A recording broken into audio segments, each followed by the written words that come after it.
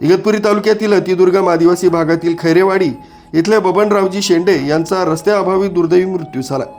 बबन शेंडे यांना हृदयविकाराचा सौम्य झटका आल्यानंतर कुटुंबीय तसंच ग्रामस्थांनी त्यांना उपचारासाठी डोलीतून नेत मुख्य रस्त्यापर्यंत पोहोचवण्याचा प्रयत्न केला। मात्र 6 ते 7 किलोमीटरची दऱ्याखोऱ्यातील पायपीट व 2 ओहोळ ओलांडून त्यांना बाहेर काढत असतानाच त्यांचा मृत्यू झाला। वेळेत रस्ता व वाहन सुविधा उपलब्ध असती तर त्यांचा जीव वाचू शकला असता, अशी तीव्र भावना ग्रामस्थ व्यक्त करीत आहेत। या घटनेमुळे लोकप्रतिनिधी विकासाचे दावे केवळ कागदावरच असल्याचा आरोप होत आहे। रस्ता असता तर माणूस वाचला असता, अशी चर्चा संपूर्ण परिसरात होत होती। 2 वर्षांपासून इथल्या खैरेवाडीच्या रस्त्यासाठी शासनानं प्रस्ताव पाठवला होता। हा प्रस्ताव रखडलेला असून विद्यमान प्रशासनानं त्याकडे गांभीर्याने लक्ष दिलं नसल्याचं ग्रामस्थ सांगतायत। या परिसरात गेल्या अनेक वर्षांपासून रस्ता नसल्यानं विद्यार्थ्यांना शाळा महाविद्यालयासाठी पावसाळ्यातही जीवघेणा प्रवास करावा लागतोय। आजारी रुग्ण, वृद्ध व गर्भवती महिलांची तर स्थिती अधिकच बिकट आहे।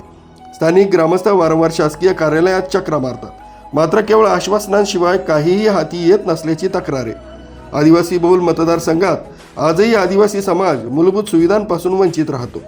या घटनेनं पुन्हा एकदा अधोरेखित केलंय। राजू देवळेकर, न्यूज 7 मराठी, इगतपुरी।